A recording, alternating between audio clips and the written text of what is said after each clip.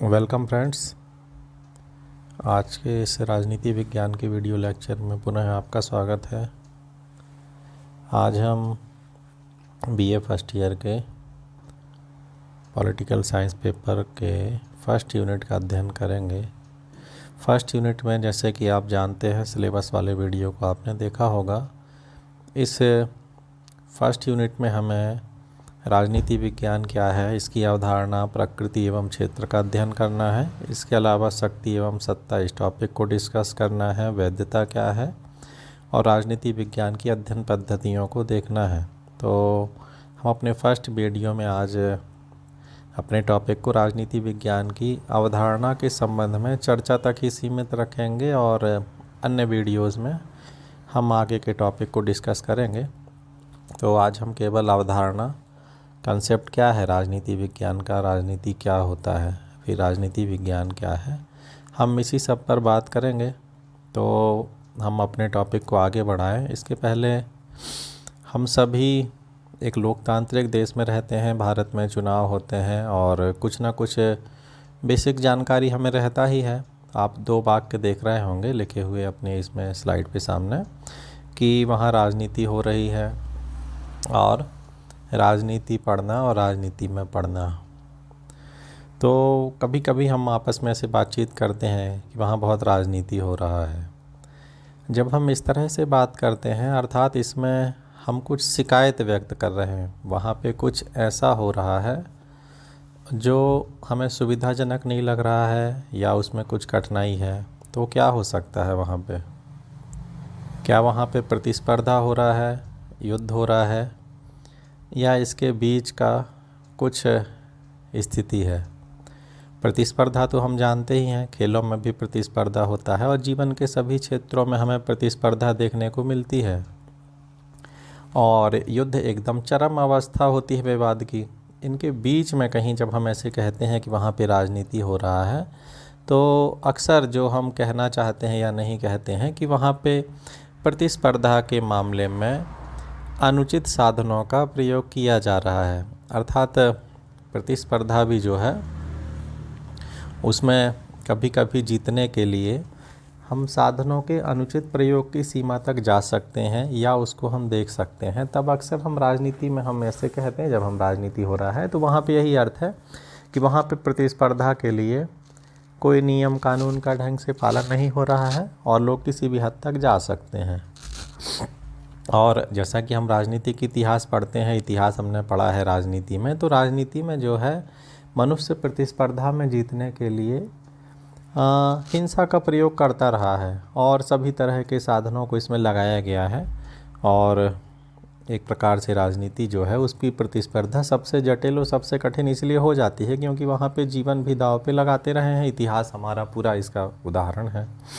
तो वहाँ राजनीति हो रही है, अर्थात हम अक्सर उसमें जो हमारा कहने का आशय होता है कि वहाँ पे प्रतिस्पर्धा जटिल है। उसमें कई लोग अपने आप को कठिन पा सकते हैं वहाँ पे शामिल होने में, या नियमों का जानकारी नहीं है या कैसे जीतना है, रिस्क बहुत ज़्यादा है। तो वहाँ पे राजनीति अर्थात वहाँ पे उसमें कई प्रकार के, जिसको हम छल कपट कह सकते हैं, प्रबंधन भी कह सकते हैं, इस तरह का साधनों का समावेश हम उसको मान सकते हैं। दूसरा वाक्य आप देख रहे होंगे कि राजनीति पढ़ना और राजनीति में पढ़ना। तो राजनीति पढ़ना, जो हम अपना राजनीति विज्ञान जब हम बोलते हैं तो हम एक विषय को देख रहे हैं, उस विषय का व्यवस्थित अध्ययन करना, उसको जानना कि कैसे होती है। और राजनीति में पढ़ना जो है वह है कि उसमें सक्रिय रूप से सहभागिता करना।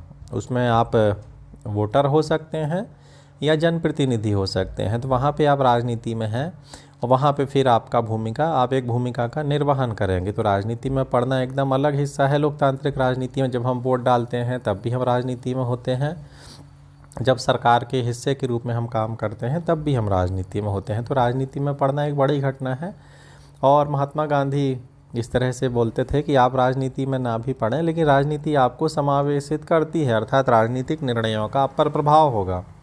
इसलिए नागरिकों से लोकतांत्रिक व्यवस्था में अपेक्षा की जाती है कि वे जागरूक बने, क्योंकि अगर आप नहीं जागरूक हैं तो सरकारें आपके प्रति पूरी तरह से सजग होकर कार्य नहीं करेंगी। और अगर आप जागरूक हैं तो सरकारों को भी जागरूक रहना पड़ेगा, सजग होना पड़ेगा। तो राजनीति पढ़ना एक सीमित घटना है, आप केवल सब्जेक्ट के रूप में उसको पढ़ाई करते हैं, जानने का प्रयास करते हैं।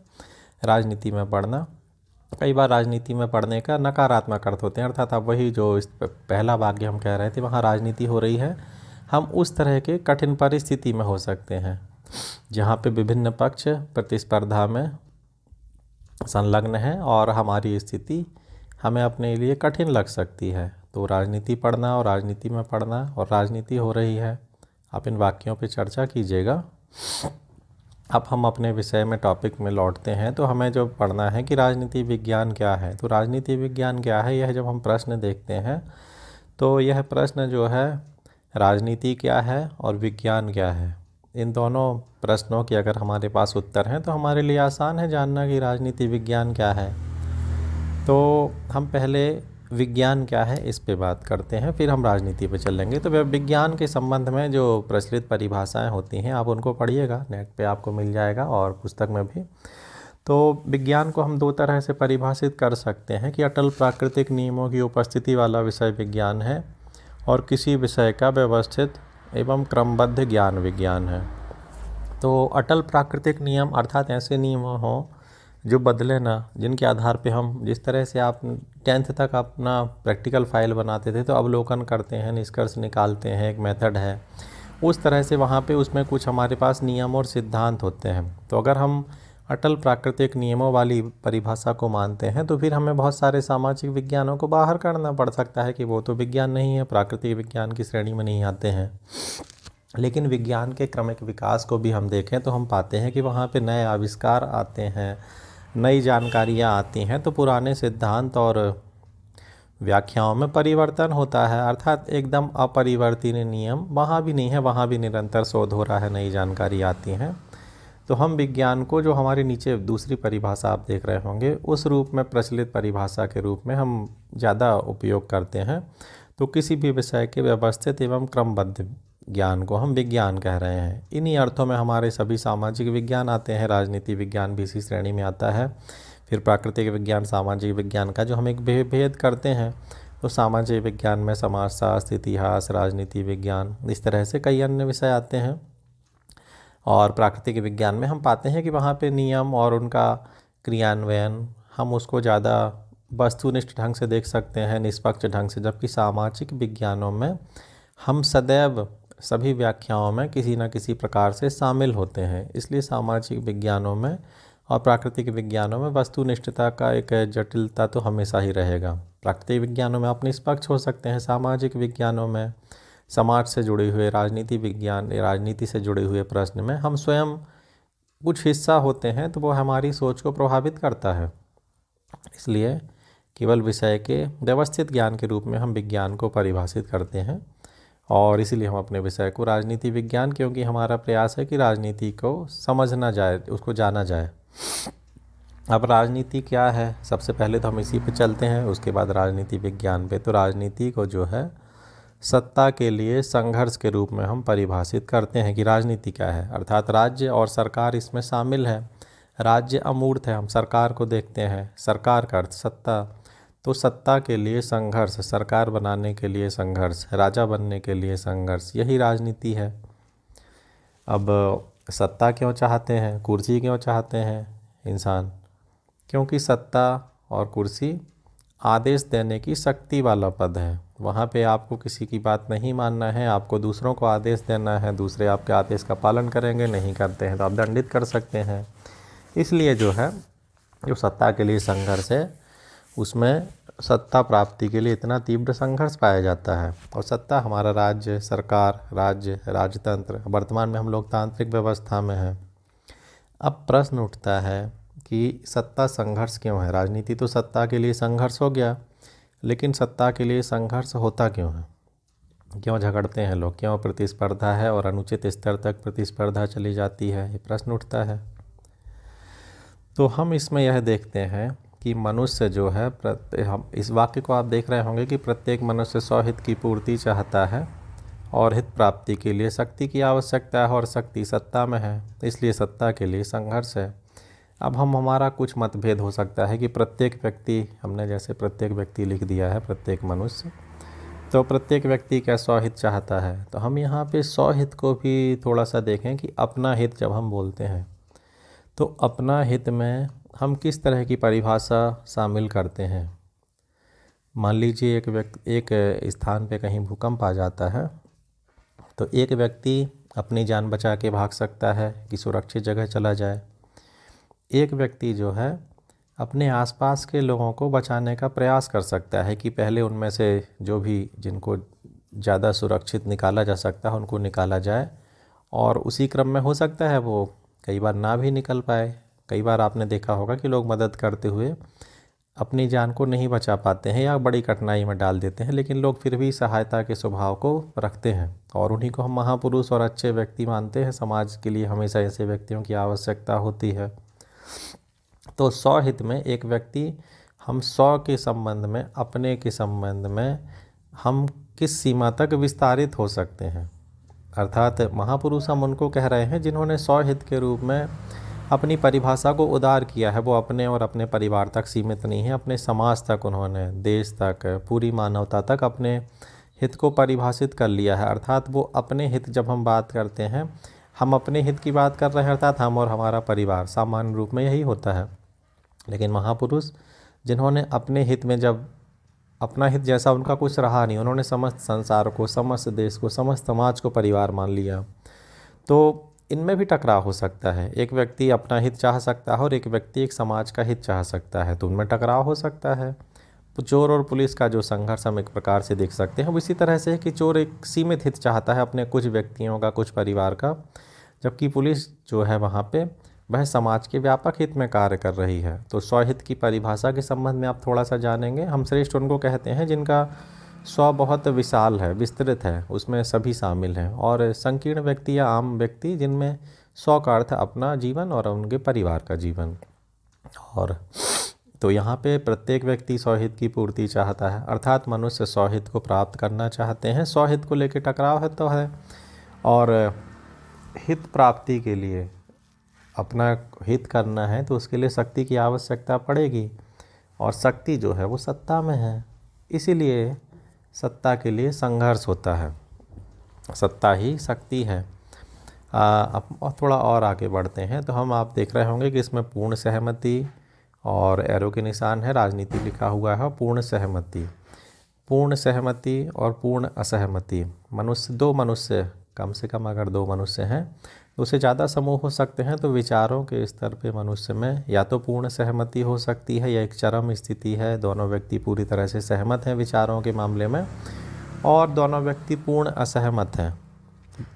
इन दोनों के बीच में संक्रमण का क्षेत्र है, अर्थात एक व्यक्ति सहमत हो भी सकता है, नहीं भी हो सकता है। पूर्ण सहमति और पूर्ण असहमति में संवाद की संभावना नहीं है, लेकिन बीच वाला जो क्षेत्र है जिसमें व्यक्ति निर्णय नहीं लिए हैं, उनके विचारों को बदला जा सकता है, प्रभावित किया जा सकता है, यह राजनीति का प्रमुख क्षेत्र है। अगर पूर्ण सहमति है दो व्यक्तियों में, दो पक्षों में, तब किसी भी प्रकार के संवाद की आवश्यकता नहीं है। जब सहमति है तो बातचीत का आवश्यकता ही नहीं है। और अगर पूरी तरह से असहमति है तो अपनी बात मनवाने के लिए, अपनी बात के पालन के लिए फिर युद्ध करना पड़ेगा, अपनी बात को बताना पड़ेगा कि आपको इनको मानना पड़ेगा। व्यक्ति कर सकते हैं, देश कर सकते हैं, सरकारें कर सकती हैं। इन दोनों के बीच में जो है, जहाँ पे एक व्यक्ति दूसरे व्यक्ति को अपनी बात मनाने के लिए प्रभावित करता है, अर्थात दूसरे व्यक्ति के मस्तिष्क एवं कार्यों को प्रभावित करना, अपनी बात मनवाने के लिए शक्ति और सत्ता जो है वह ताकत के आधार पर अपनी बात मनवाना हमेशा संभव नहीं होता है, और लोकतांत्रिक भी नहीं है, और शक्ति बदलते रहती है। इसलिए मस्तिष्क पर अधिकार करके ज़्यादा आसान है अपनी बात को मनवाना, और बेहतर भी होता है। तो साम दाम दंड भेद, ये समस्त उपाय अपना के सामने वाले को अपनी बात के लिए तैयार करना, अपनी बात मनवाना। चुनाव भी जो होते हैं हमारे यहाँ लोकतांत्रिक देश में, तो चुनाव में अलग अलग पार्टियाँ आती हैं, तो अपने विचारों को रखती हैं, अपने घोषणा पत्र को रखती हैं, और फिर जो भी ज़्यादा प्रभावित कर पाए मतदाता को, मतदाता उसके पक्ष में वोट डालता है। हम आपसी संवाद में भी जब दो व्यक्ति आपस में बात करते हैं तो हम अपनी बात को सामने वाले को समझाने का प्रयास करते हैं, सामने वाला अपनी बात समझाने का हमें प्रयास करता है।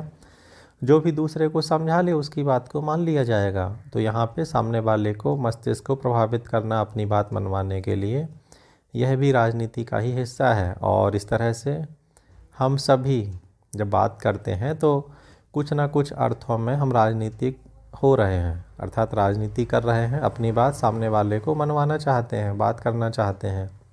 तो यह राजनीति की सीमा है और इसका उद्देश्य अपनी बात को दूसरों से मनवाना, या तो शक्ति के द्वारा या संवाद के द्वारा मस्तिष्क पर प्रभावित करके। वो ज़्यादा आसान है और ज़्यादा लोकतांत्रिक भी माना जाता है। अब इसमें जो हमने कुछ मूल चीज़ें देखी कि संघर्ष कब आवश्यक हो जाता है, जब लोगों की इच्छाएं एक जैसी हों तो संघर्ष की ज़मीन तैयार हो जाती है, पृष्ठभूमि बन जाती है। साधनों की कमी होना चाहिए और प्रतिस्पर्धा की इच्छा होना चाहिए, अर्थात प्रतिस्पर्धा एक पक्ष पीछे हटना चाहे तो फिर कोई दिक्कत ही नहीं है, तब तो कोई समस्या नहीं है। लेकिन एक से ज़्यादा पक्ष हैं और सीमित संसाधन हैं और लोगों की इच्छा है। अब हम इसको डायग्राम में देखते हैं। जैसे कि आप एक सामान्य सा चित्र देख रहे हैं, दो व्यक्ति हैं यहाँ पे और 4 कुर्सियाँ हैं। इनमें झगड़ा होने का, विवाद होने का, प्रतिस्पर्धा होने का कम संभावना है, क्योंकि 2 व्यक्ति हैं, आवश्यकता मिनिमम न्यूनतम 2 की है और उपलब्धता 4 की है, 4 कुर्सियों की। तो अगर बैठने के लिए व्यक्ति चाहे तो बैठ सकते हैं, झगड़ने को अभी भी झगड़ सकते हैं। अगर एक व्यक्ति चाहे कि हमारा सभी 4 कुर्सियों पे अधिकार हो जाए तो झगड़ा हो सकता है, या एक व्यक्ति चाहे कि दूसरे को ना बैठने दिया जाए। अर्थात विवाद के कई और कारण भी बन सकते हैं। लेकिन अगर हम आवश्यकता के स्तर पे देखें तो सामान्य रूप से 2 व्यक्ति हैं, वस्तुएं ज़्यादा हैं और मांग कम है, तो संघर्ष की आवश्यकता नहीं है। लेकिन संघर्ष अगर कोई करना चाहे, इच्छा अगर किसी का है, तो संघर्ष की वजह बनाई जा सकती है। एक दूसरा स्थिति देखते हैं हम। यहाँ पे व्यक्ति 4 हैं, कुर्सियाँ 3 हैं। अभी अब ये जो स्थिति है इसमें सबके लिए यह संभव नहीं है कि वो सभी बैठ सकें, अर्थात 4 में से एक व्यक्ति को कुर्सी नहीं मिल पाएगा। अर्थात प्रतिस्पर्धा के लिए वातावरण है, जो भी 3 व्यक्ति पहले कुर्सियों पे पहुंच जाएं वह बैठ सकते हैं। अक्सर बसों में हम इस तरह के प्रतिस्पर्धा के वातावरण को देखते हैं। एक अलग अलग गेट से अगर 2 व्यक्ति बस के अंदर प्रवेश करते हैं और बीच में कोई सीट खाली है तो क्या होगा हमारा प्रयास? दोनों ही पक्ष चाहेंगे कि वह पहले उस सीट तक पहुंच जाए। और अगर बस ज़्यादा खाली है तो हम क्या चाहते हैं कि सीट, कुर्सी खिड़की के पास का सीट मिल जाए। अर्थात हमारी इच्छाएं बदल भी सकती हैं वातावरण के हिसाब से। और अगर एक ही सीट है, 2 व्यक्ति हैं, तो वो बीच में जाने का प्रयास करेंगे। फिर इस बात से भी प्रभावित होता है कि वह व्यक्ति शक्तिशाली दिख रहा है कि कमज़ोर दिख रहा है। अगर हमें सामने वाला शक्तिशाली दिखता है तो कई बार हम अपने आप को प्रतिस्पर्धा से थोड़ा पीछे करते हैं, और अगर हमें सामने वाला कमज़ोर दिख रहा है तो हम प्रतिस्पर्धा में जीतने के लिए ज़्यादा प्रयास करते हैं। यह इंसानी स्वभाव है, अधिकांश व्यक्ति इसी का पालन करते हैं। हम अपनी रणनीतियों को, इच्छाओं को प्रतिस्पर्धा के स्तर के हिसाब से कि कहाँ पे झगड़ा कितना है, रिस्क कितना है और लाभ कितना है, हमेशा हिसाब लगाते हैं और उसके हिसाब से अपने आप को बदलते हैं और कई बार युद्ध अनिवार्य होते हैं। एक और चीज़ जो आप समझेंगे प्रतिस्पर्धा के स्तर पर, कि राजनीति या सत्ता संघर्ष की सामाजिक स्थिति। मनुष्य जो है, हमारा समाज पिरामिड के आकार का है, अर्थात समाज में नीचे ऊपर आप देखेंगे त्रिभुज जो है पिरामिड बना रहते हैं, तो उसमें नीचे के स्तर पे बहुत बड़ी संख्या है, फिर उससे ऊपर कम जगह है, फिर उससे ऊपर कम, फिर इससे ऊपर कम। तो समाज में जो है थोड़े से लोग सभी क्षेत्रों में ऊंचाइयों पर हैं, फिर उनके नीचे उनसे ज़्यादा संख्या है, फिर उनसे नीचे और ज़्यादा संख्या है। तो प्रतिस्पर्धा का स्तर जो होता है समाज में या राजनीति में, उसमें सभी व्यक्ति अपने अपने स्तर से प्रारंभ करते हैं और सभी का स्तर एक ही नहीं है। जैसे आप स्कूलों में कभी रेस होता होगा, आपने शामिल हुए होंगे या देखा होगा, तो 100 मीटर का दौड़ है तो सभी एक साथ खड़े हो जाएंगे और फिर वो सभी एक जगह से स्टार्ट करते हैं। 100 मीटर सभी को पता है बराबर।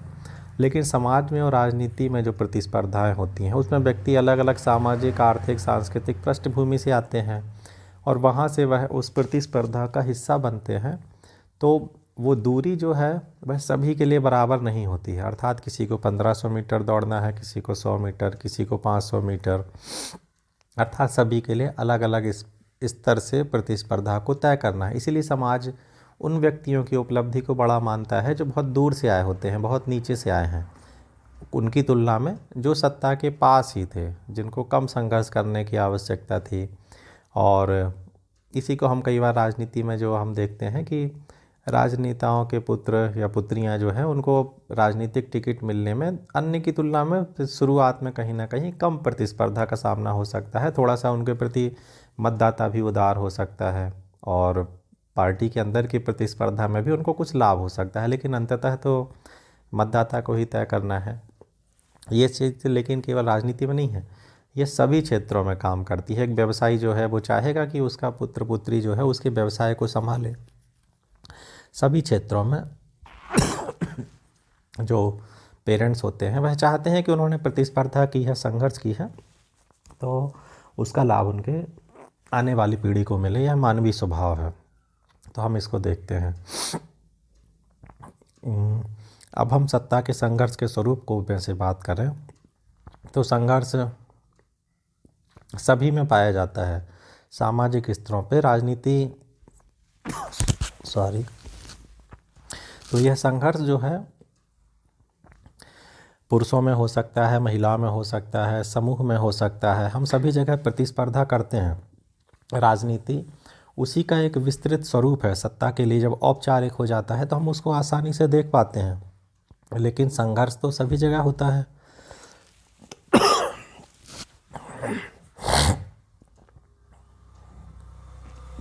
अब हम और थोड़ा सा अपने टॉपिक पे लौटते हैं कि राजनीति क्या है। तो आप राजनीति को थोड़ा बहुत समझे होंगे कि सत्ता के लिए संघर्ष है और सत्ता है आदेश देने की शक्ति। अब इसमें आप कुछ टॉपिक देख रहे होंगे, शब्द देख रहे होंगे जिनसे आप कुछ पहले से ही परिचित होंगे। मनुष्य, परिवार, रिश्तेदार, दोस्त समूह, समाज, देश, विश्व, ये कुछ भावनाएं हैं। पर सहयोग, ईर्ष्या, प्रतिस्पर्धा, संघर्ष, युद्ध, राज्य, सरकार, राजा, नीति, शक्ति, कानून, पुलिस, सेना, ये शब्द जो हैं इनसे आप ऑलरेडी समाज शास्त्र में भी आपको आवश्यकता रहेगा, राजनीति में तो है ही। नीचे की 3 लाइनें राजनीति से संबंधित ही हैं, इनसे आप कुछ ना कुछ परिचित होंगे।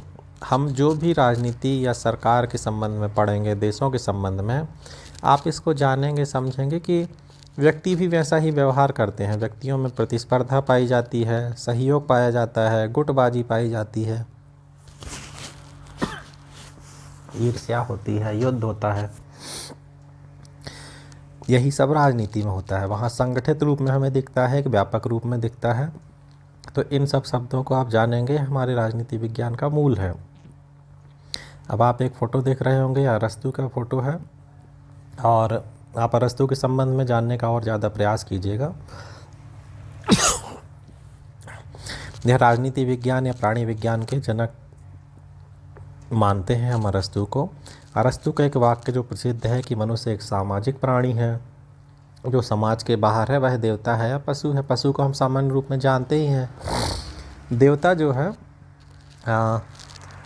हम एक महामानव या चमत्कारपूर्ण शक्तियों से परिपूर्ण व्यक्तित्व को मानते हैं, जिसको कोई आवश्यकता हो तो उसके लिए वैसा संघर्ष की आवश्यकता नहीं है, वह अपनी इच्छा मात्र से ही वस्तुओं को प्रकट कर सकता है।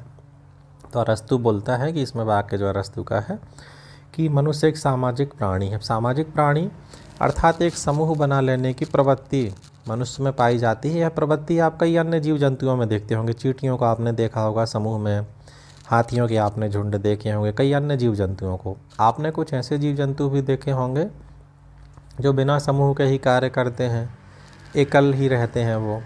तो वो सामाजिक प्राणी उनको हम नहीं मानेंगे। मनुष्य क्योंकि समूह में काम करता है। आपने भी बस में यात्रा की होगी, ट्रेन में यात्रा, अपरिचित व्यक्तियों से आप बहुत देर तक अपरिचित बने रहें तो वह एक तनावपूर्ण स्थिति होती है। लेकिन आप बात कर लेते हैं तो आप सहज हो जाते हैं। बस में अक्सर ऐसे होता है कि आप एक अपरिचित व्यक्ति के पास बैठते हैं, लेकिन या तो वह व्यक्ति बातचीत को शुरू करता है कि आप कहाँ जा रहे हैं, किस लिए जा रहे हैं, या आप बात करते हैं। तो थोड़ा सा अगर परिचय बढ़ जाता है तो आप सहज हो जाते हैं, आप ज़्यादा सुरक्षित महसूस करते हैं। और अगर थोड़ी देर के लिए आपको किसी कारण से बस से बाहर जाना है तो आप उसको बोलते हैं कि भाई साहब या दीदी हमारा बैग को ध्यान रखिएगा।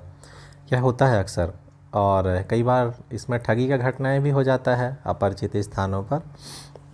लेकिन व्यक्ति जो है, इस तरह का हमारा स्वभाव है कि हम बहुत देर तक अपरिचित जगह पर अपने आप को असहज महसूस करते हैं, इसलिए हम परिचय बढ़ाते हैं। हम स्कूलों में भी, आप एडमिशन लिए, माता पिता ने आपका स्कूल में एडमिशन कराया कि आपको पढ़ाई करना है, उन्होंने आपको यह नहीं बताया कि आपको दोस्त भी बनाना है, या वो बताने का प्रयास करेंगे किस तरह के दोस्त बनाना है, लेकिन दोस्त किसको बनाना है, किससे हमें बातचीत करना है, यह अंततः हम स्वयं डिसाइड करते हैं। हमें क्लास में कहाँ बैठना है, किसके साथ ज़्यादा हमारा अंडरस्टैंडिंग है। तो हम समूह लेकिन बनाते हैं, बातचीत करते हैं, परिचय बढ़ाते हैं। कुछ के साथ हमें लगता है कि इनके साथ बातचीत नहीं जम रहा है तो हम उनसे कम कर देते हैं। तो अरस्तू का ये जो वाक्य है कि मनुष्य सामाजिक प्राणी है, और समाज के ही बात जो है, जो समाज के बाहर है वो देवता है, पशु है, क्योंकि उसको समाज की आवश्यकता नहीं है, तो हमें तो आवश्यकता है। अब समाज है तो समाज में व्यक्तियों में प्रतिस्पर्धा, संघर्ष, इस तरह की स्थिति भी बनने वाली है, सहयोग भी बनने वाला है। प्रतिस्पर्धा संघर्ष की स्थिति को टालने, क्योंकि प्रतिस्पर्धा संघर्ष की स्थिति थोड़ी देर तो अच्छी हो सकती है लेकिन बहुत देर अच्छी नहीं रहेगी, इसमें समस्याएं होती हैं, हमारे हित खतरे में होते हैं। तो यहाँ पे हमें एक राजनीतिक व्यवस्था की आवश्यकता है। अरस्तु का वाक्य जो था वो प्रचलित है सामाजिक प्राणी के रूप में, लेकिन वाक्य जो राजनीतिक प्राणी के रूप में है। तो राजनीतिक प्राणी क्या है? राजनीतिक प्राणी अर्थात हम चाहते हैं कि कोई नियम हो, कानून हो, व्यवस्था हो, तो जो भी उनका पालन ना करे उनको दंडित किया जाए। हम बहुत सारे खेलों का हिस्सा होते हैं, खेलते हैं। क्या आप कभी कोई ऐसे खेल की कल्पना किए हैं जिसमें कोई भी नियम कानून ना होता हो, कोई भी व्याख्या ना हो, कोई भी निर्धारित मानक ना हो? हम पाएंगे कि हम ऐसा कोई खेल नहीं खेल सकते। सभी खिलाड़ियों को सहमत होना होता है कि खेल के मूल नियम यह हैं, खेल को इस तरह से खेला जाना है। और अगर सभी अपनी मर्जी से करें कि मान लीजिए हम कोई लुका छिपी का एक सामान्य खेल हो खेलते हैं, अगर सभी खिलाड़ी एक साथ छिप जाएं या सभी ढूंढने का प्रयास करें, या कुछ लोग लुका छिपी का खेल खेलें, कुछ घर चले जाएं, तो क्या यह खेल रह जाएगा? नहीं रह जाएगा।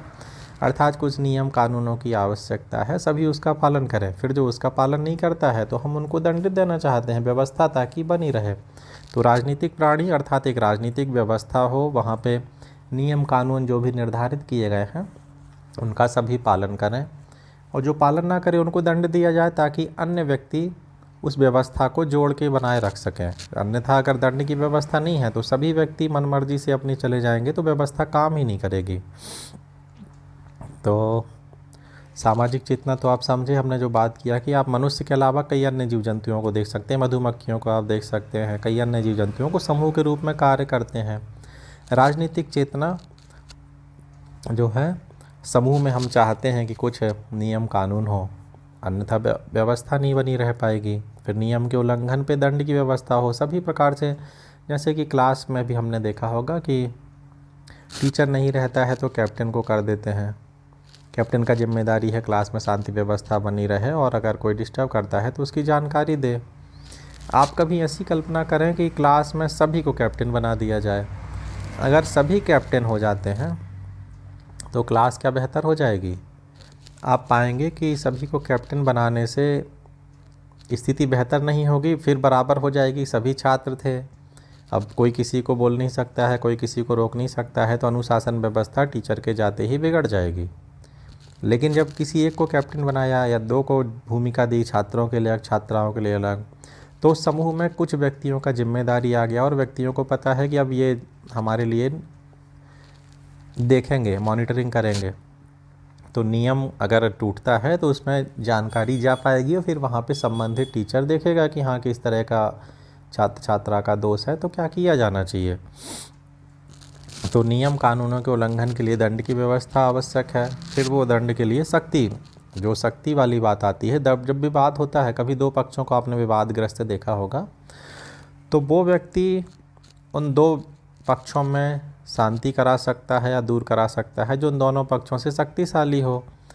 अगर दो पक्ष लड़ रहे हैं और उनसे कोई छोटा पक्ष आके ठीक कराना चाहे, मान लीजिए आप कॉलेज के छात्र छात्राएं का 2 गुट में लड़ाई झगड़ा हो जाता है, तो स्कूल वाले आके आपको समझाना चाहें तो थोड़ा सा अव्यावहारिक हो जाएगा, क्योंकि मनुष्य स्वाभाविक रूप से बड़े छोटे में अंतर करता है, तो बड़ों की बात वो मान लेता है या मानना चाहेगा या मानना पड़ता है। बड़े का अर्थ वहाँ पे अंततः शक्तिशाली ही है, और छोटों की बात नहीं मानना चाहता है। बड़े हैं और शक्ति नहीं है तो उनकी बात को नहीं मानते हैं हम। घरों में अपने देख सकते हैं, कई बार हमारे घरों में मुखिया व्यक्ति जो रहता है सबसे वृद्ध व्यक्ति हो सकता है, लेकिन उसकी बात को हम नहीं मानते हैं। जो घर में पैसे कमा के ला रहा है, मुख्य आर्थिक शक्ति है, उसका ज़्यादा प्रभाव हो सकता है, और ये चीज़ होती है। यद्यपि सामाजिक दृष्टि से हम मानेंगे कि अच्छा नहीं है, लेकिन राजनीतिक दृष्टि से हम देखें तो ऐसा होता है, और सभी जगह इस तरह से होता है। और यह हम राजनीति में भी देखेंगे कि देश भौगोलिक आकार में बड़े हैं, लेकिन उनका अंतर्राष्ट्रीय राजनीति में उतना प्रभाव नहीं है। लेकिन देश छोटा आकार है, लेकिन उनकी राजनीतिक शक्ति बहुत ज़्यादा है। तो यहाँ पे शक्ति ही महत्वपूर्ण है। इवन हम ईश्वर की जब बात करते हैं तो ईश्वर भी अंततः हमारे लिए शक्ति से जुड़ी हुई अवधारणा है, अर्थात ईश्वर सर्वशक्तिमान है। ईश्वर सबसे धनवान है या ज़्यादा महत्वपूर्ण नहीं है, ईश्वर सबसे शक्तिशाली है। यह विचार जो है हमें निर्देशित करता है, धर्म के प्रति हमें सचेत करता है कि हम कुछ ऐसा काम ना करें जो ईश्वर को नाराज़ करे, क्योंकि ईश्वर फिर दंड देगा। तो ईश्वर के प्रति भी हमारा विचार जो है वो राजनीति की भावना है कि ईश्वर सर्वशक्तिमान है, और सर्वशक्तिमान है अर्थात वह सब कुछ कर सकता है। एक धनवान व्यक्ति से और एक शक्तिशाली व्यक्ति में मुकाबला हो तो धनवान व्यक्ति का धन शक्तिशाली ले सकता है। धनवान जो है अपनी सहायता के लिए शक्तिशाली लोगों को रख सकता है सुरक्षा के लिए, लेकिन वह जो सुरक्षा के लिए रखे गए व्यक्ति हैं वह कभी धोखा भी दे सकते हैं। अर्थात अंततः शक्ति ही जो है सुरक्षा का प्राथमिक उपाय है। धन और अन्य संसाधन जो है वह शक्ति की तुलना में या शक्ति के सामने कमज़ोर हो जाते हैं। तो शक्ति महत्वपूर्ण है।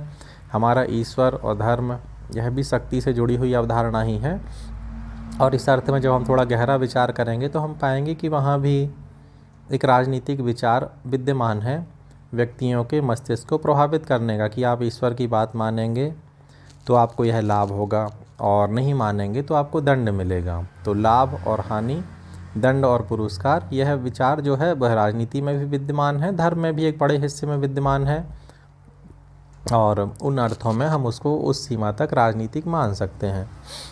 तो मुख्य यहाँ पे यही है कि राजनीति विज्ञान में शक्ति और दंड यह महत्वपूर्ण है, कि शक्ति किस तरह से बात को मनवाना है, जो नहीं मानते उनको किस तरह से दंडित किया जाना है। अब हम इसमें देखते हैं कि संघर्ष के स्तर क्या हो सकते हैं राजनीति के स्तर, और एक लोकतांत्रिक देश में हमारे लिए और महत्वपूर्ण हो जाता है। तो एक तो स्थानीय स्तर हो गया, स्थान अर्थात स्थानीय स्तर के स्थान विशेष से संबंधित। तो हमारे भारत में जो क्षेत्र हैं या तो हम ग्रामीण स्तर हो सकते हैं या शहरी क्षेत्र। तो यहाँ पे पंचायतें हैं, ग्राम पंचायतें हैं, नगरीय निकाय हैं, और इन्हीं के मध्य में जनपद पंचायत, जिला पंचायत जो है ग्रामीण क्षेत्रों के बेहतर विकास के लिए बनाए गए स्तर हैं। तो ये स्थानीय स्तर हो गया। हम राज्य स्तर की बात करते हैं तो राज्य के स्तर की जो राजनीति है हमारा जैसे छत्तीसगढ़ है तो इधर छत्तीसगढ़ के स्तर की राजनीति हो गई। इसमें हम विधानसभा या विधायक, इस शब्दावली में हम अपने आप को जब डिस्कस करेंगे तो हम पाएंगे कि हम इस शब्दावली का प्रयोग करते हैं। यह क्षेत्र इस राज्य स्तर पे हो गया हमारे यहाँ। राष्ट्रीय स्तर अर्थात समस्त देश के भौगोलिक भूभाग की राजनीति को जब हम बात करते हैं तो वह राष्ट्रीय स्तर हो गया। इसमें भारत जैसे देश में बहुत विविधता है, यहाँ पे क्षेत्रीय विविधता है, भौगोलिक, भाषाई, सांस्कृतिक विविधता है। तो इसमें हम पाते हैं कि एक राज्य से दूसरे राज्य हम जाते हैं तो राजनीतिक पार्टियों का प्रभाव बदल जाता है, राजनीतिक पार्टियाँ बदल जाती हैं, है ना, मतदाता का भी स्वभाव में अंतर आ जाता है। तो यह भारतीय राजनीति जब हम बात करेंगे। संसद जब हम बात करते हैं, संसद अर्थात इसमें पूरे देश की राजनीति, पूरे देश से जनप्रतिनिधि आ रहे हैं, लोकसभा, राज्यसभा, यह जब हम संसद पे बात करेंगे तब हम इस टॉपिक को देखेंगे। वैश्विक स्तर जब हम बात करते हैं, यह सबसे उच्च स्तर हो गया, संपूर्ण विश्व स्तर की राजनीति हो गई। आप अंतर्राष्ट्रीय राजनीति, अंतर्राष्ट्रीय विश्व का मैप देखिएगा, पॉलिटिकल मैप, तो आप पाएंगे कि दुनिया के सभी देश उसमें कर्ता के रूप में शामिल होते हैं। जिस तरह से व्यक्तियों के आपस में सहयोग संघर्ष है, उसी तरह से वहाँ पे देश कर्ता के रूप में उपस्थित होते हैं। तो वहाँ पे देश, संयुक्त राष्ट्र संघ आपने सुना होगा और कई अन्य उनकी संस्थाएँ सुनी होंगी। तो वह जो स्तर की राजनीति है वहाँ हम उसको अंतर्राष्ट्रीय राजनीति के रूप में बोलते हैं। तो आप संयुक्त राष्ट्र संघ के संबंध में भी थोड़ा बहुत जानते होंगे, राष्ट्र संघ के संबंध में, इसको और थोड़ा सा जानिएगा। अब हम अपने विषय की सामान्य रूप में एक परिभाषा करने का प्रयास करते हैं। तो कुछ परिभाषाएं आपको पुस्तक में मिलेंगी और आप उनको पढ़िएगा, समझिएगा। तो गार्नर की ही एक प्रचलित परिभाषा है कि राजनीति विज्ञान विषय का अध्ययन, राजनीति विज्ञान जो है विषय के अध्ययन का प्रारंभ और अंत राज्य के साथ होता है। अर्थात राजनीति विज्ञान वह विषय है जिसका अध्ययन और अंत जो है राज्य के साथ संबंधित है। राज्य क्या है, राज्य का स्वरूप कैसा है, राज्य कैसे बदलता है, राज्य की भूमिका क्या है, यह राजनीति विज्ञान का क्षेत्र है, अध्ययन क्षेत्र है। लीकॉक ने इसी तरह से परिभाषा दिया है कि राजनीति विज्ञान सरकार से संबंधित विद्या है। अर्थात गार्नर और लीकॉक में क्या आ रहा है, गार्नर अपने आप को राज्य के रूप में बोल रहा है, राजनीति विज्ञान का अध्ययन जो है राज्य का है, और लीकॉक कह रहा है कि सरकार से संबंधित। अब हम राज्य को नहीं देख पाते हैं, सरकार को हम देखते हैं। भारत माता हम बोलते हैं, अर्थात अपनी मातृभूमि का, देश का माँ के रूप में हमारा कल्पना है, और हम वास्तव में तो उसको नहीं देख सकते हैं। लेकिन आप इसको कह सकते हैं कि हिंदुओं के लिए बहुत सहज होता है, हमने उसमें गाय को भी माँ के रूप में देखते हैं, मातृभूमि को भी माँ के रूप में देखते हैं। तो हिंदुओं के लिए सहज है, अन्य के लिए कई बार यह कठिनाई भरा हो सकता है, और कई बार इसमें राजनीति हो सकता है, लोगों का मत अलग अलग प्रकार से हो सकता है। लेकिन हम सब मातृभूमि को सभी जगह सम्माननीय दृष्टि से देखा जाता है। तो राज्य और सरकार में आप अंतर करेंगे, और सरकार मूर्त है, राज्य अमूर्त है। अब इसमें गिलक्राइस्ट का एक और परिभाषा है कि राजनीति विज्ञान जो है राज्य और सरकार की सामान्य समस्याओं का अध्ययन है। गिलक्राइस्ट ने क्या किया, राज्य और सरकार दोनों को मिला दिया, है ना। तो राज्य भी उसमें शामिल है और सरकार भी। तो हम एक सामान्य परिभाषा जैसे दें कि राजनीति विज्ञान वह विषय है जो राजनीति को, उसके क्षेत्र को, उसकी क्रियाविधि को, उसके विकास क्रम को, उसके होने वाले परिवर्तन को समझने में सहायता करता है। अर्थात राजनीति विज्ञान क्या है, वह राजनीति है जो हम उसमें बात करते हैं, तो उसमें सैद्धांतिक व्यवहारिक सभी परिप्रेक्ष्य शामिल हो गए। हमारा इस साल का जो पेपर है फर्स्ट ईयर का, वह राजनीतिक सिद्धांत का पेपर, अर्थात हम उसकी थ्योरी को, सैद्धांतिक विषय को, पाठ्यक्रम को पढ़ेंगे। उसी क्रियाविधि किस तरह से वह काम करती है, कौन सी संस्थाएं हैं, क्या उसके सिद्धांत हैं, विकास क्रम किस तरह से विकास हुआ है, कि राज्य की उत्पत्ति कैसी हुई, राज्य के कार्य क्या हैं, फिर लोक कल्याणकारी राज्य क्या है, उसमें होने वाले परिवर्तन, किस तरह से राज्य और सरकारें बदली हैं, किस तरह की शासन व्यवस्थाएं हैं, किस शासन व्यवस्था में क्या लाभ है, क्या हानि है, क्या सीमाएं हैं। इस तरह से राजनीति विज्ञान जो विषय है वह राजनीति के इन विभिन्न पहलुओं का अध्ययन करता है। तो आई होप कि आपने राजनीति विज्ञान को, जो हमारा आज का बातचीत है या चर्चा है, इससे कुछ तो आपको समझ में आएगा कि राजनीति विज्ञान बेसिक रूप में क्या है और राजनीति क्या है। अगर हम राजनीति समझते हैं तो राजनीति विज्ञान जो राजनीति को समझने में मदद कर रहा है। अब इस सब में एक महत्वपूर्ण काम यह है कि आप इसको समझें कि जो राष्ट्रीय शिक्षा नीति है वह हमारी अपेक्षा करती है कि हमारे छात्र छात्राएँ पहले की तुलना में और बेहतर प्रतिस्पर्धी बने, श्रेष्ठ बने। तो आपको ये जो कार्य करना है, यह अतिरिक्त कार्य है, आप इसको असाइनमेंट कह सकते हैं, या अपने विषय के टॉपिक से जुड़े हुए ज्ञान को बढ़ाने वाला कह सकते हैं।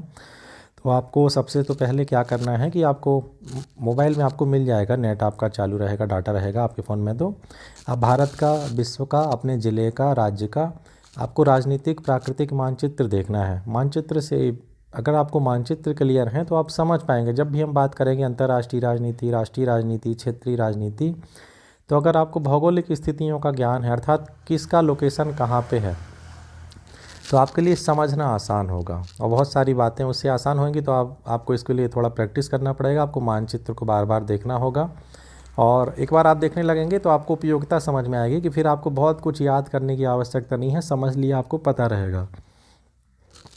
आपको उसी में राज्यों की स्थिति को देखना है, कौन सा राज्य कहाँ है, कौन इसके पड़ोसी हैं, उसके आसपास समुद्र है कि नहीं है, कौन लैंड लॉक है, किसके आसपास राज्य हैं, किसकी अंतर्राष्ट्रीय सीमा मिलती है, और पड़ोसी राज्य कौन से हैं, आपका गृह राज्य कौन सा है। इसके साथ ही जो आप ऑलरेडी कुछ जानते हैं, हमारे आसपास आप कुछ राजनीतिक दलों को जानते होंगे, उनके चुनाव चिन्हों के संबंध में जानते हैं। तो आपको जानने का प्रयास करना है कि भारत में विभिन्न राष्ट्रीय क्षेत्रीय राजनीतिक दल कौन से हैं और उनके चुनाव चिन्ह कौन से हैं। आपको पंचायत में भी आपने थोड़ा बहुत अगर जानते होंगे तो पंचायत की जब चुनाव होते हैं तो वहाँ पे भी चुनाव चिन्हों का वितरण होता है, तो आप इसको देखिएगा।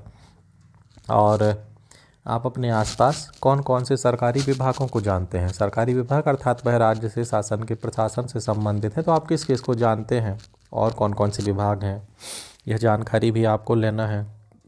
फिर पंचायत के संबंध में आपको क्या जानकारी है, अर्थात क्योंकि हमारा कॉलेज तो लोग ग्रामीण क्षेत्र में है, तो हमारा पंचायत के क्षेत्र में है, तो आप पंचायतों के संबंध में आप भी जिन गाँव से आते हैं वहाँ पे जानिए। और अगर आप कोई शहरी क्षेत्र के छात्र छात्राएँ इस वीडियो को देखते हैं तो हम चाहेंगे कि वह शहरी क्षेत्र में अपने यहाँ के पार्षद से मिलिए, वो आपको नगर पालिका नगर निगम के संबंध में जानकारी देंगे। आप उन और भी अन्य जनप्रतिनिधियों से बात कर सकते हैं। आपको स्थानीय निकाय के संबंध में क्या उनकी चुनौतियाँ हैं, क्या उनका स्वरूप है, क्या उनका विकास है, तो आपको उसको जानना है। फिर अरस्तु का हमने फ़ोटो देखा था, तो अरस्तु के संबंध में जब आप पढ़ेंगे तो आप सिकंदर और प्लेटो, सुकरात, इनके संबंध में भी आपको कुछ जानकारी मिलेगा। फिर आप उन्हीं के समकालीन चाणक्य, चंद्रगुप्त, इनको भी जान पाएंगे। तो आप अरस्तु के संबंध में भी जानकारी एकत्रित कीजिएगा, कौन सी उसने पुस्तकें लिखी हैं, क्या उसका रोल है, क्या भूमिका है। फिर सबसे महत्वपूर्ण जो राजनीति विज्ञान के लिए हमें काम आएगी चीज़, वह है समाचार पत्र का अध्ययन। न्यूज़पेपर हमारे पास आपको कॉलेज में मिल जाएगा। आप अगर मार्केट में जाते हैं तो चाय की दुकान पे भी आपको न्यूज़पेपर आसानी से मिलेगा। न्यूज़पेपर को पढ़ने की आदत डालिए, उसमें जीवन के सभी पहलुओं से जुड़ी हुई खबरें उसमें विस्तृत रूप में मिलती हैं। तो अगर आप एक न्यूज़पेपर पढ़ते हैं तो आप 3000-4000 शब्दों के नॉलेज में आते हैं। आपका भाषा पे अधिकार होगा, किस तरह से रिपोर्टिंग होती है, किस तरह से घटनाओं को बताया जाता है, आप वह भी जानेंगे। साथ ही जीवन के अलग अलग क्षेत्र, खेल क्या है, फिल्म क्या है, राजनीति क्या है, स्थानीय घटना दुर्घटना क्या है, आर्थिक मार्केट व्यापार क्या है, इन सब विषयों के संबंध में आप कुछ कुछ जानकारी ले पाएंगे।